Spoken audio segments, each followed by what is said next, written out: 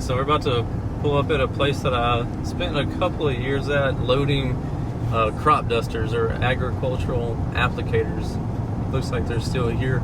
Like I said, I worked here for a couple of years before I left to go to college.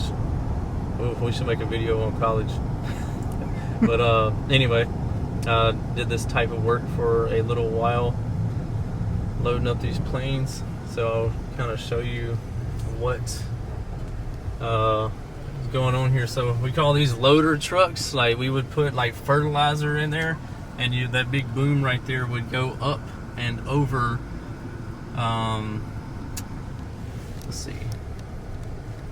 So well, you can do a voiceover, but if you look at the place on the airplane over in front of the cockpit, there's a door on there, or the hopper. I think now they have it where it's automatic. You just push the button and it opens the hopper up, and you pull over with the truck, and you put that in there, and it fills it up with fertilizer or sometimes seed or whatever.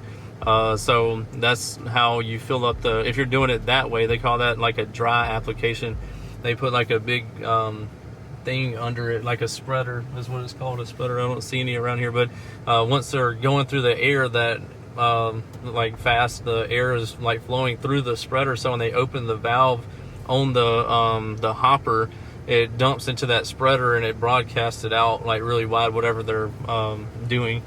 If they are doing a wet application, they obviously will fill that hopper up with liquid of some sort, some type of chemicals that you can see over there.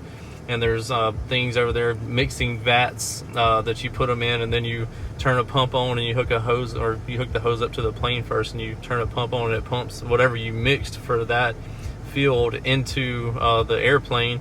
And the pilot, most of the time they sit in there, they just leave the plane running, and you're loading them so they can go right back out. But so they watch the level, like there's like it'll say 100 gallons, 200 gallons, 300 gallons, so they can see how many gallons of product that they're having pumped into there.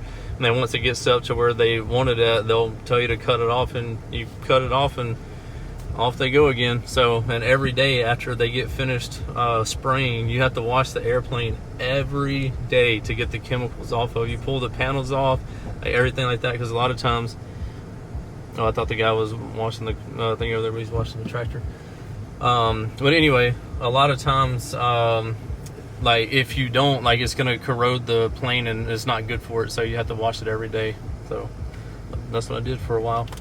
All right, so like I was telling you, like every day they have to wash the planes and stuff, but so right over here in front of that white truck, you can see that metal thing that's on the ground. That's what it's called, a spreader. So that'll bolt up to the bottom of the plane, and that's when they do dry applications, whether it's fertilizers or seed or something like that. When they're doing wet applications, you can see this big thing over here. This is a mixing vat. Watch this thing. So this is a mixing vat. So you'll mix up the chemicals and stuff in here, and you'll hook the hose up that you see on the ground right there. Well, it goes to the other side, but they'll hook the hose up to the plane, turn the switch on, it'll pump everything that you mixed out of there into the airplane. So that's like how that works. And you can see the booms right here on the plane. So these booms right here, they're held on by these clamps. And if you're wanting to put out, so there's different types of work that are being done. You can adjust these nozzles so it puts out more or less product. So that's how they can control the flow rate. It may be a little different now, but this looks like a 500 gallon. If you look at the top of the hopper over there, you'll see numbers on the side of it. So if the pilot's not in there, you can kind of see how much, like where the level is going up to. So if he's like, give me 400 gallons, you'd look up there and you'd see when it gets up to there, and you'd know to turn it off.